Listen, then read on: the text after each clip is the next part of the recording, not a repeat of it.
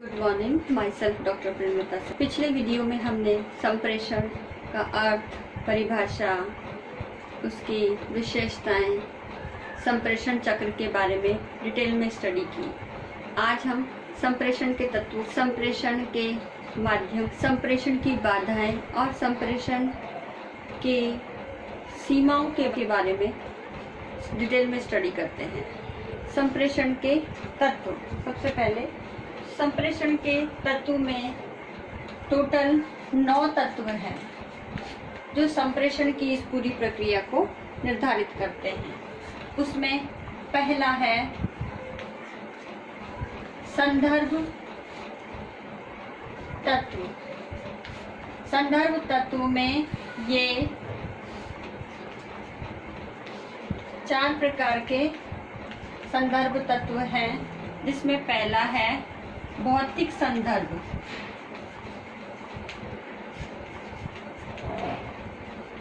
भौतिक संदर्भ में हमारी संप्रेषण प्रक्रिया जहाँ संपादित होती है क्लासरूम की दृष्टि से, तो भवन, कक्षा कक्ष, पुस्तकालय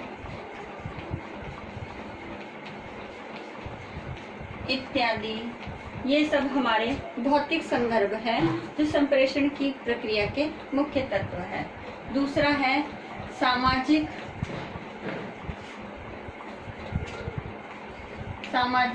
संदर्भ। सामाजिक संदर्भ में शिक्षक छात्र की अंतःक्रिया,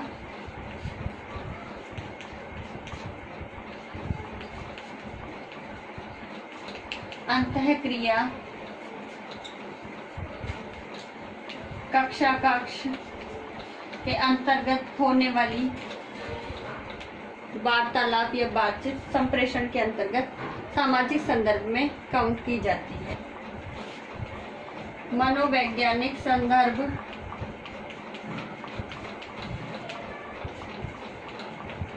मनोवैज्ञानिक संदर्भ में हमारा संप्रेषण औपचारिक और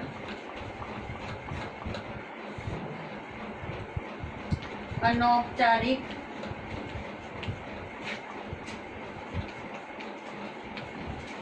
किसी भी तरीके से हो सकता है। और चौथा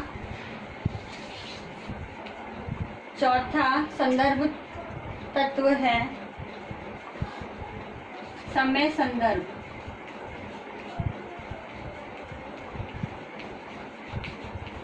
ये समय संदर्भ में हम संप्रेषण किस समय कर रहे हैं, दिन है, कितनी अवधि तक हम संप्रेषण कर रहे हैं, उसका पीरियड इत्यादि काउंट होते हैं। किन संदेश का स्रोत।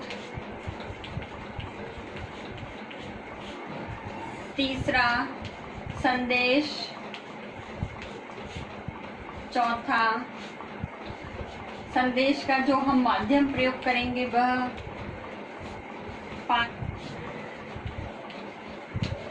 संकेत या प्रतीक।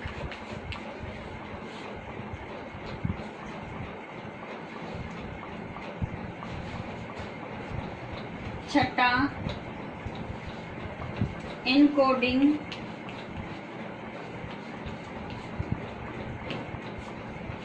सातवां डिकोडिंग। आठवां पृष्ठपोषण और नौवां संदेश प्राप्तकर्ता।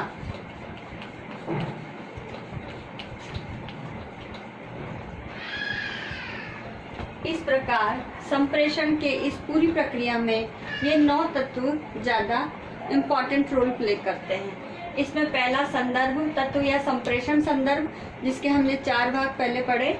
दूसरा संदेश का स्रोत, संदेश माध्यम, संदेश प्रतीक, इनकोडिंग, डिकोडिंग, पृष्ठपोषण और संदेश प्राप्त करता है। नेक्स्ट है संप्रेषण के माध्यम। संप्रेषण के माध्यम में फर्स्ट है श्रव्य माध्यम।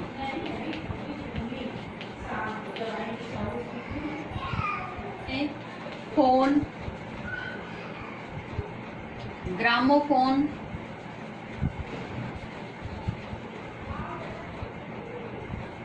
रेडियो,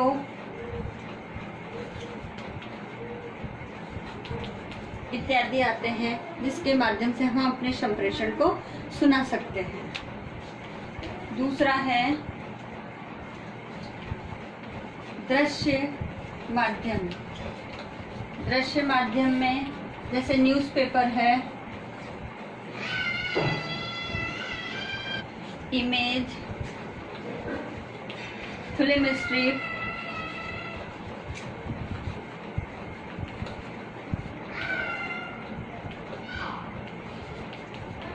ये सारे दृश्य माध्यम है जिसके माध्यम से हम अपने संप्रेषण को पहुंचा सकते हैं। तीसरा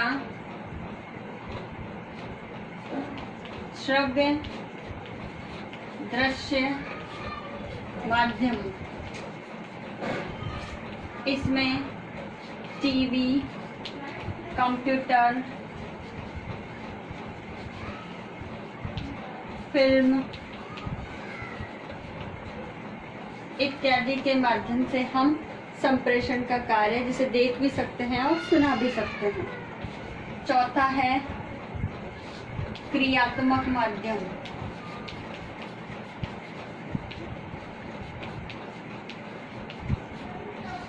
क्रियात्मक माध्यम में हम अन्य व्यक्तियों के माध्यम से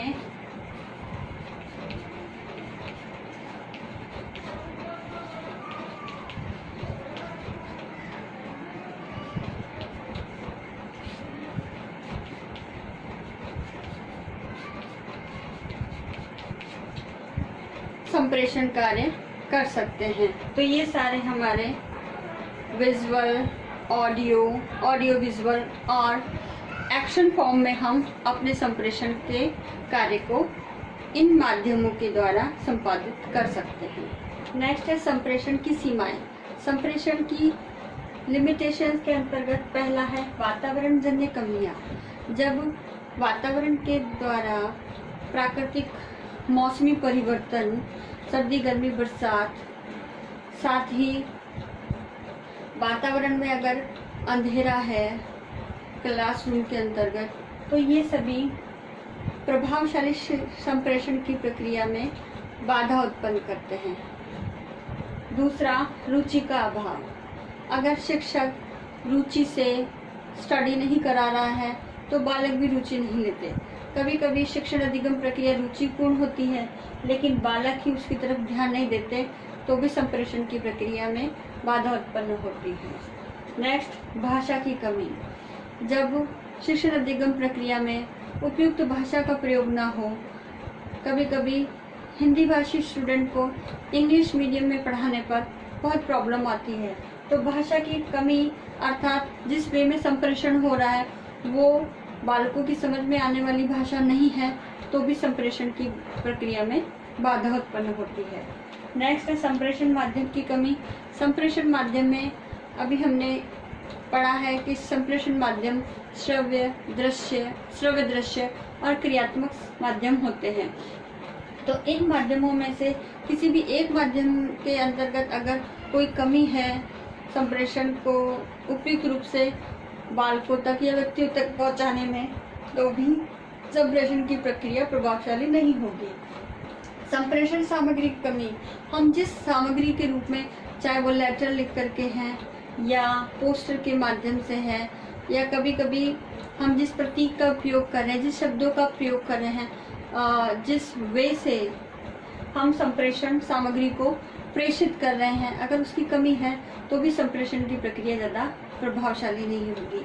इसके बाद है प्राप्तकर्ता संबंधी कमी। जो संप्रेषण प्राप्त कर रहा है उसके अंतर्गत शारीरिक असुविधा है, थकान है, मन बोझिल है और मानसिक रूप से वो विषक्त है और हम उसे जो सूचना पहुंचाना चाह रहे हैं वो सही रूप से उस तरीके से नहीं पहुंच रही है या उस तरीके से प्राप्तकर्ता नहीं समझ पा रहा है, जिस वे में हमने पहुंचा है, तो प्रॉपर फीडबैक नहीं आएगा, तो प्राप्तकर्ता संबंधी शारीरिक और मानसिक अस्वस्थता भी संप्रेषण की प्रक्रिया में बाधा उत्पन्न करेगी। इस प्रकार से संप्रेषण के अंतर्गत प्रभावशाली संप्रेषण के लिए ये उपयुक्त सभी कमियों को दूर किया जाना आवश्यक है।